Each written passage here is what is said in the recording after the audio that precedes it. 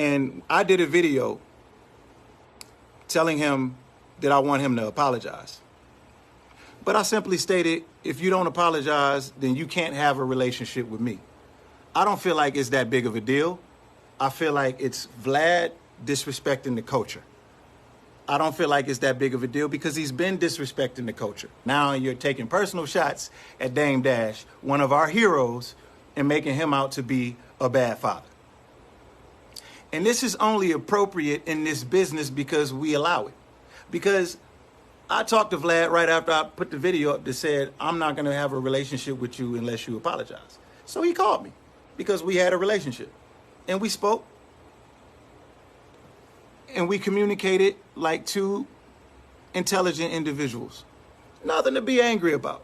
It's nothing to be angry about because there's also a narrative around black people in hip hop that we're just a bunch of, apes and gorillas and all we do is, rap hate speech. And you don't have an understanding of how to monetize this without us giving it to you. And then when we turn around and we want to be compensated or we want to participate in the lion's share of what's being generated, then we're ostracized and jokes are being cracked. Oh my God, this guy asked for 250 million. Well, you wouldn't know nothing about that because you're not worth your talent doesn't equal up to 250 million. That's why the guys that are just okay at what they do shouldn't be able to talk about the greats. Charlemagne is great. Let Charlemagne crack jokes about Joe. Another great. But this is the point that I'm making. Lord Jamar and Godfrey, you guys decided that the way to rectify this situation, and I quote, Vlad said the only way he'll apologize publicly is if he can sit down with the minister and tell him face to face. So that means that he would get an interview. And this man said that he was going to reach out to Elijah Farrakhan to try to make it happen. Bro, please understand your value. Fuck Vlad. Understand your value as a black man in this culture. We hold Minister Farrakhan to a high regard and a high standard. We don't expect everybody else to do the same. We just expect for when they come into our culture to not disrespect our great ones. We don't need for DJ Vlad to understand how important and how powerful Farrakhan is. We don't need him to understand that. And him feeling like that he can negotiate the terms in which that he's going to respect our culture further lets us know that he hasn't the slightest idea who the fuck he's talking about. Not only are you not getting an interview with the minister, you would never sit in the same room as the minister. Who the fuck do you think you are, man? Why are y'all talking about this like this is even realistic? That's a joke. That's a farce. That shit will never happen. This has nothing to do with Minister Farrakhan. We don't need you to like Minister Farrakhan, brother. You have to respect the culture. And I was just giving you an opportunity to do so while there is no repercussion to you not apologizing. That's when you show if you really have respect for the culture. That's when you show, oh, I'm a guest in the House of Hip Hop and I'm a proud guest in the House of Hip Hop. That's when you show those moments where you don't have to apologize. You chose not to. You chose to use that moment as a moment to flex your muscle, but you're not strong. I'm not going to act like I can't just make you apologize if I want to make you apologize, man. If I just wanted shit to get violent, I can make you apologize like that. You know who you're never going to disrespect again, DJ Vlad? Rick Ross. Because he spoke to you using a language that you understand. You hear loud and clear. You understand that language. And I don't feel like it's helpful to the culture, nor is it healthy to my state of righteousness to relapse as a man and resort to easy acts of violence being sent your way to restore order. Easy. Nope, I won't do it. because it's not that serious. But please don't ever think that you're important enough to where you'll ever get a conversation with the minister. You misquoting the minister is not that important. We're giving you more pub right now than how important this situation is. It's not that important. And the only thing that's keeping you and your platform intact is the fact that we don't know our worth and our value. We're not all of us. Not all of us do. Me personally, I know mine. That's why the way I handled it was just no more relationship with you. You'll need me before I need you. I'll never need you for anything because your platform is not important to our culture. We always got to find a way to hold ourselves accountable for the role we play too. Oh yeah, well we rap about a lot of hate speech. We use hate speech in our rap. We talk about kill a nigga this and kill a nigga that. Man, listen, man. You can't have slavery, Jim Crow, Willie Lynch, oppression, redlining, subjugation, marginalization, the war on crack, mass incarceration, any of these things without some self-hate. Somebody who has always dragged around transgressions, who were born into his or her transgressions, and always suppressed feelings and never knew how to communicate, and has always been oppressed. You can't expect for somebody like that to find a means of expression and not expect to get the harsh truths. You can't expect for it not to be self-hate and projecting self-hate onto others and being frustrated at not being able to inflict harm on, the oppressor, so you harm the closest thing to you. You can't expect anything less than that. That's the many layers of the black man. Y'all don't talk about Martin Scorsese like this. Future made a big ass hit about Molly, Percocet, and lean. But so did J. Cole about people shouldn't do Molly, Percocet, and lean. You used to have the Wu-Tangs rapping about smoking weed with cocaine sprinkled on the top of it. And then brand new being made, Slow Down. I think as long as there's always somebody there to balance it out, then it's all relative. What violent crimes have been linked to listening to rap music? We don't control mainstream media. The images of black people and black women that mainstream media would prefer for the world to see is what the world gets to see. The emasculation of the black man. Everybody got a mouthful of gold. Everybody's fucked up on drugs. Everybody's fake rich. Everybody's in a bad contract. Everybody's violent. Everybody's angry. Everybody's stank. Nobody's educated. Everybody's a stripper. Those are the images that they want you to see. You're going to blame us and our content for speaking our truth. How's that possible?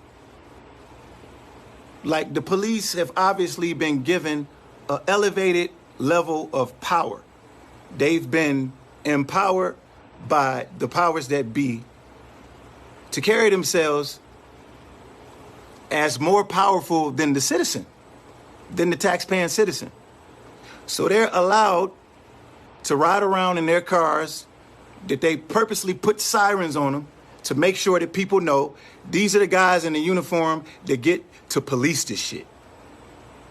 If the police pull me over right now and they say, Mr. Montgomery, you were speeding, I can't turn around and say, well, you had to speed in order to pull me over. So are you going to hold yourself accountable for your involvement? Because they're going to tell me this is not the time for that and possibly kill me. So black people, stop always talking about the role we play in things. You don't even know your fucking value. How are you going to tell us the role that we play in things? This is our culture. The only role we need to learn how to play is the role of solidarity. If you're in business with somebody and they're in a position to remove your voice, You are not in a position to negotiate anything, especially as it pertains to the nation. Minister Farrakhan snapped his finger and got 2 million people in one place at one time. Your fucking racist ass president can't even do that. Don't talk about that man like he's somebody that can sit down with DJ Vlad. Who the fuck is DJ Vlad? Jay-Z can snap his finger and end that platform. Drake can snap his finger and bankrupt Universal Records. The culture runs the shit. We just don't participate in the lion's share of the equity and solidarity. And we don't really need to, as long as we understand how important it is for us to support each other, not tear each other down. Trust me, there's tons of things I could say about Lord Jamar with what we've been through. But why would I do that? So it can be construed as me not recognizing the value that he brought to the culture? It's not worth it. And everything that I've ever said about Lord Jamar that would reflect anything other than that is a regret of mine. It only hurt us. Eminem only responded to Vlad and Lord Jamar engaging each other because it came from Lord Jamar. Eminem doesn't fucking care what Vlad has to say. Lord Jamar, that's a different story. And that's a legend talking about another legend's legacy. That's always going to be the case. So Marshall, being the gladiator that he is, the lyrical gladiator that he is, he responded on one of his records. That record is currently certified platinum. So he made money off of his involvement in it. Is Vlad going to tally up all of those videos of him and Lord Jamar? And is he going to add up everything that was generated off of those videos and give Lord Jamar at least 50% of it? Because when I spoke to him, he said, yo, Lord Jamar, he benefited from it. He, like the brand Nubian has been getting booked way more now because of my platform. No, they're not. They were getting booked way more because they got classic music that they did. And he got on your platform and said something that drew attention to your platform. Without the classic music, there's nothing to book. Fuck your platform. He added a certain level of validity to your platform. He added something legitimate to your platform. And he spoke about a white person in the culture who really does play by the rules of the culture and really does contribute to the culture. He spoke about him in a way that nobody else has spoken about him before. And that's what attracted the attention. Your platform is just your platform. It's just a big stage for people to go on and lessen their own value to raise your value. Vlad also told me, when he told me he wasn't going to apologize, that he's very cool with my song. Now, he knew that if he said that, that would pique my interest, because my son is a real nigga who's standing on the front line for black people every single day. And everybody knows that he's about integrity and he stands for something. And you know what he said? He said, me and my son are real tight. Anytime he's ever needed any kind of money or anything, I just did it for him immediately. And he told me, you know, like, me taking it down was enough. He told me I didn't need to apologize. And first of all, any money that you gave my son, he's more deserving to that money than you are. You made that money off the sweat equity of people just like my son that look like him and stands for what he stands for. None of your actions add validity to anything that my son stands for. None of your actions. All of your actions say, I don't respect you, my son. And you know what you can always hide behind? All that I've done for you? What about the times I gave you money? Well, what about the times we let you live, bro? What about those times? Get on your platform and publicly thank my son for allowing you to hide behind him. Get on your platform and publicly thank Lord Jamar.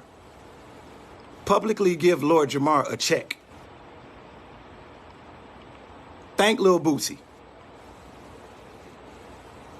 You think Lil Bootsy gets to have a sit down with the owners of Instagram about getting his Instagram back? No. Lil Bootsy's campaign, His "I'll give you $100,000" campaign to get his platform back made them more than $100,000. Just that campaign alone. This video that I'm posting on DJ Vlad is making DJ Vlad more money than it's making me. And it's only because of the state of the culture. We should do a better job of policing some of the things that we say when we're using our platforms. But that doesn't stop us from having guidelines and codes that people have to operate up under. You don't have to apologize. Just remember, we're always going to remember as a culture that when you had an opportunity to, you opted not to. And that's your decision. That's your decision. You flexing your muscle where you can and when you can.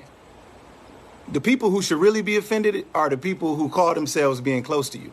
And you're using them as a ploy to make it okay for you to fuck our shit up. And walk in our house with your shoes on and not wipe your feet and track mud all through. You're using your platform as leverage to do so. And I just want to let you know that it's noted. And when the right people start being like-minded at the right time, at the same time, in solidarity, we're going to get rid of you like that. And it's not going to be through violence. Violence is a cop-out. I don't get any fulfillment out of that shit. That's easy. You think violence is like a hard pill for us to swallow? We don't have a problem killing each other. What makes you think we would ever have a problem doing anything to you? It's the principle. You respect the culture, you have to show that you respect the culture. You should never be allowed to talk about Dame Dash. What he's created and what you created is not even, it's not even conversation worthy. What Suge Knight has created versus what you created is not even conversation worthy. Not at all. One day, we're going to have a meeting and we're going to all decide that you no longer need to exist in our culture. I'm just tired of all of my brothers feeling like they need to play the game or we need to play the game in order to be successful. That's not success, bro. That's not success. That's cool in Hollywood.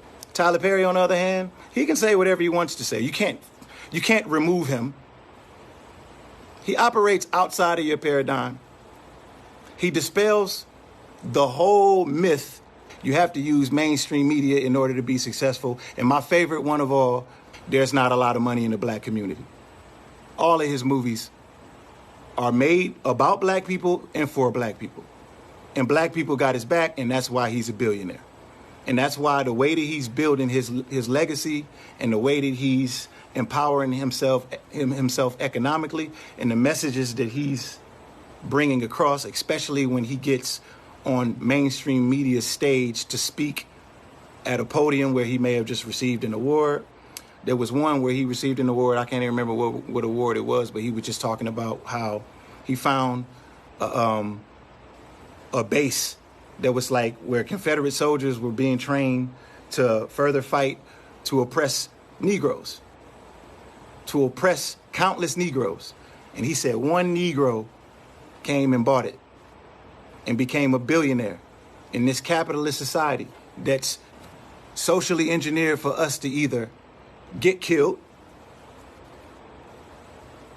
or become famous and then go poor. And if we become famous and rich, we're automatically taught that we got to play the game even if we are the game. So why do you have to play the game if you are the game? They got to operate under guidelines that were set to keep black people oppressed and keep the amount of money that great men like LeBron James, the amount of money that he generates, to keep that kind of capital predatory always. If I got to keep telling you your value, then I can always make more money off you than you. It's very easy for me to say, yo, this is hate speech. Everything that's pro-black is considered hate. Everything that involves self-love and being about the elevation of self and people who look like self first, which will ultimately result in the elevation of humanity. Anything that is a reflection of that in America is considered hate, and it's considered violent, and it's considered racist. Ain't that crazy? So all of the horrific things that have transpired on the backs of black people, and all of the horrible weapons that have been formed against black people to prosper and to our detriment. All of the terrible acts of violence. And I speak about those things and how I feel about them in an aggressive manner, then that's considered hate speech. And then my entire voice and platform, all of the followers that I've accumulated, can just be removed just like that, regardless of what the Constitution says. And that's totally plausible. It's totally fair, because life ain't fair. And those harsh truths and those narratives being engaged and us asking and answering the tough questions, it's just a problem area for mainstream anything here. It's too easy to paint somebody as racist or angry.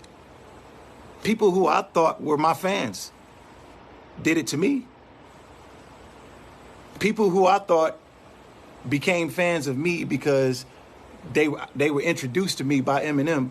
People who I thought recognized my talent the same way that my people recognized my talent showed me that I was wrong.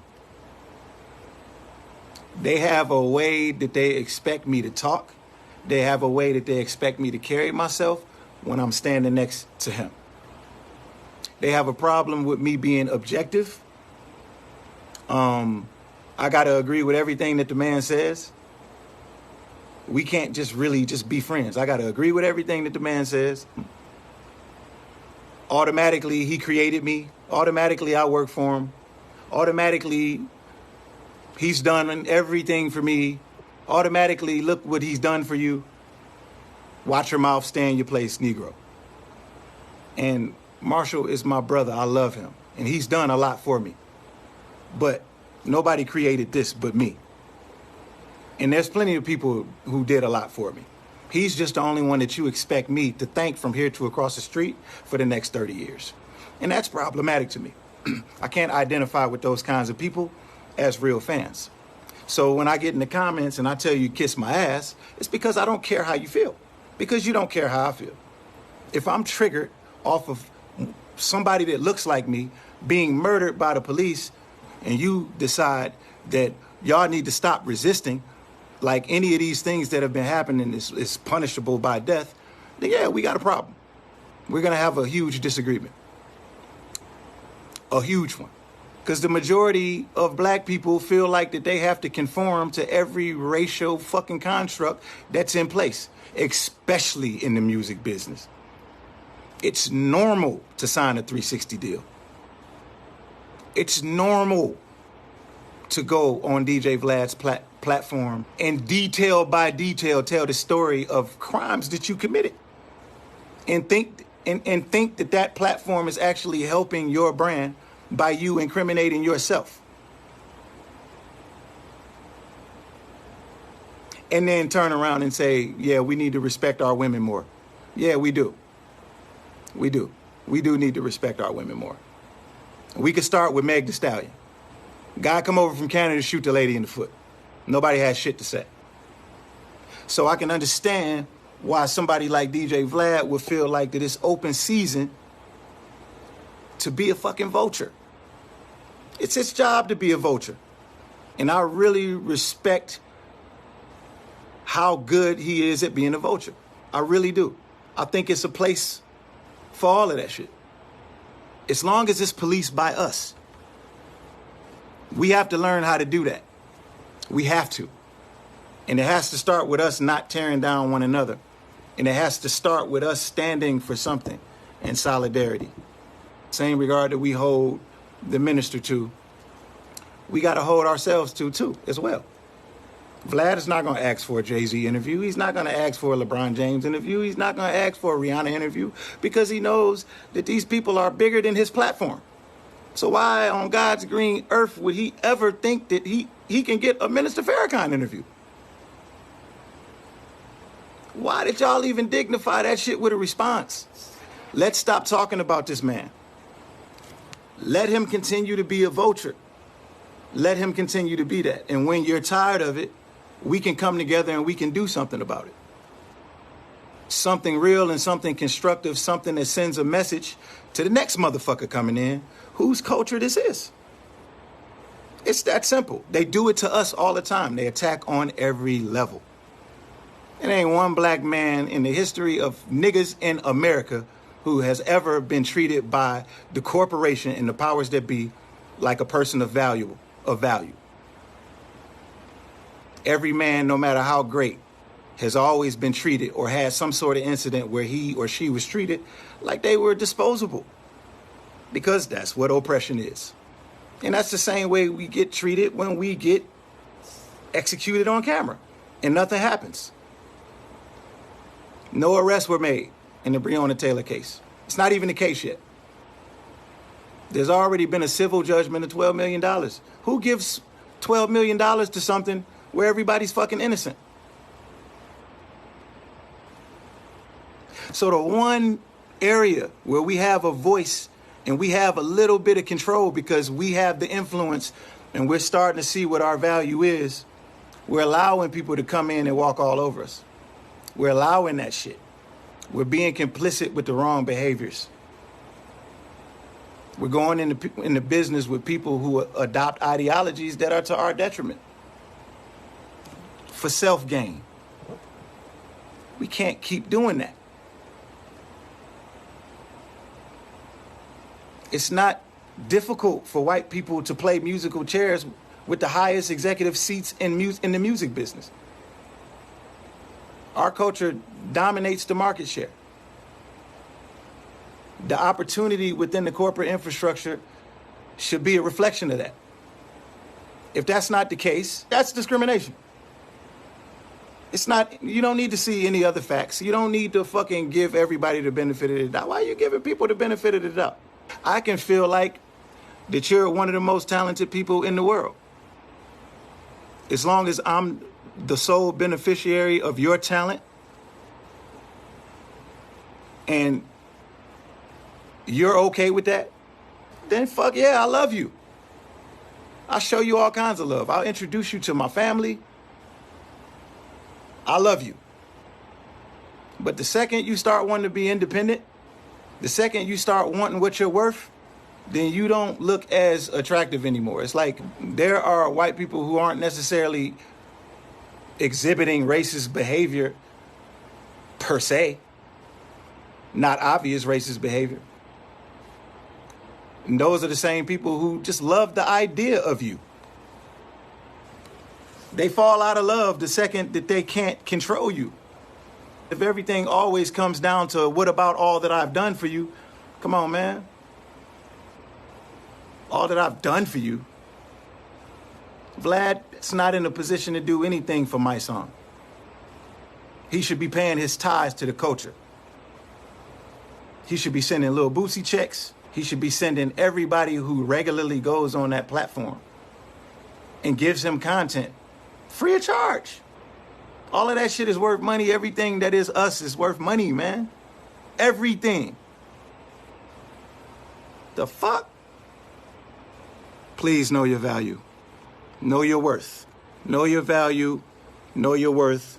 If I call you onto my platform 10 times in a row and I don't tell you how much money is being generated, and the reason why I don't tell you is because I don't want to have to share that money with you, then I'm taking advantage of you. I'm reaping the benefits off of everything that is valuable about you because you're incapable of seeing value in yourself. How is that respectful to the culture? How is that like a person who's a proud guest in the house of hip hop, who's proud to say that? And you built your platform off of the misappropriation of black culture. And you take your proud ass right to your computer and you hit record and you apologize to the culture for disrespecting the culture. If you can't do that, unless I have somebody come put a fucking chopper in your face, then you're not a proud guest in the house of hip hop. You're a vulture who's being given a pass by righteous men and people who aren't capable of seeing the evil that is you. Barack Obama being in office was the first time I've ever heard black people speak about children being drone struck in Bosnia. You motherfuckers can't even spell Bosnia. Now you care about innocent people being drone struck in Bosnia. So the self-hate, it's ingrained in our fabric. So that's a whole separate battle that we are fighting.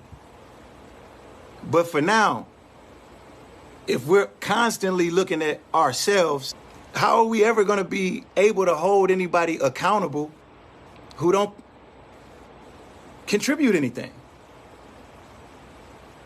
You wasn't letting niggas doing that when you was selling dope. Nobody just came into your trap house and just took shit out of your stash and just did as they wanted to. No, you would have blew their fucking head off. Because number one, it's the principle. And then number two, it's blatant. You can see it. It's tangible.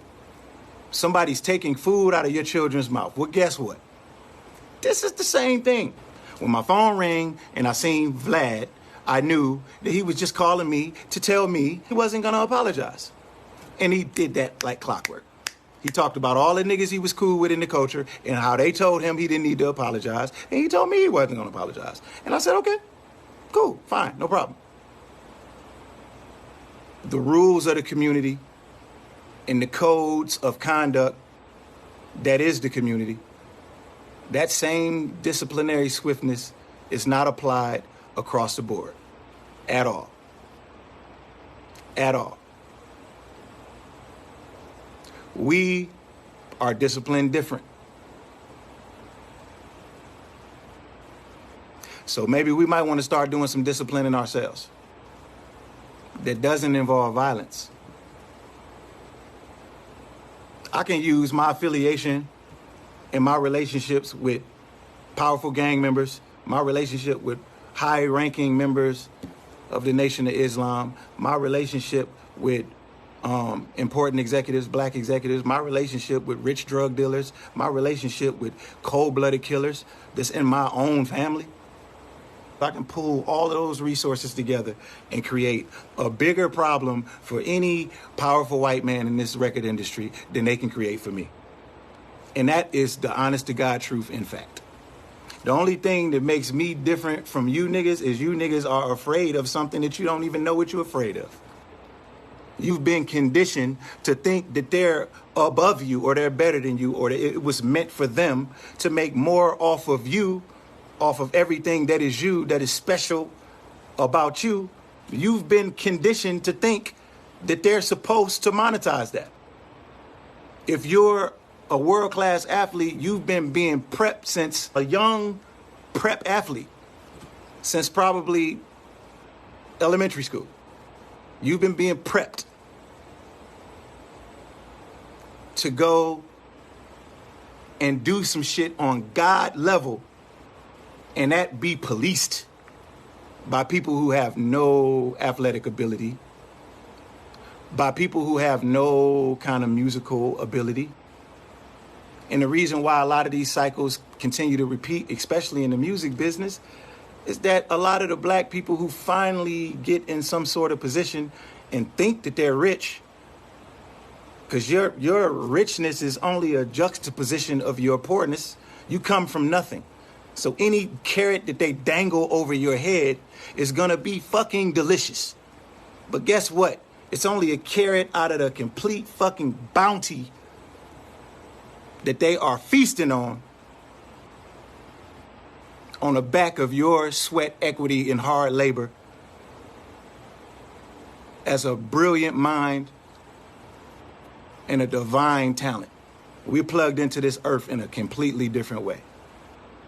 And for whatever reason, when we start to shine, they want you to turn it down. When we start to control our narrative, they want to suppress that narrative. If it wasn't important for us to speak in solidarity, then it wouldn't be so important to them. Obviously, it means something. I don't see nobody coming down on Quentin Tarantino.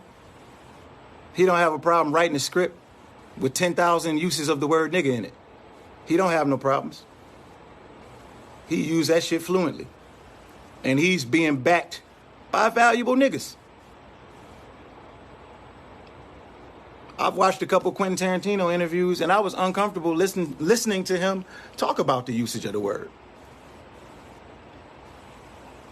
If I start speaking in a way that makes certain white people uncomfortable, then all kind of threats come. Because you lack respect, because you've been conditioned to think less of me. You're used to me being less than you. So when I want more for myself, you ask me questions like, are you feeling okay?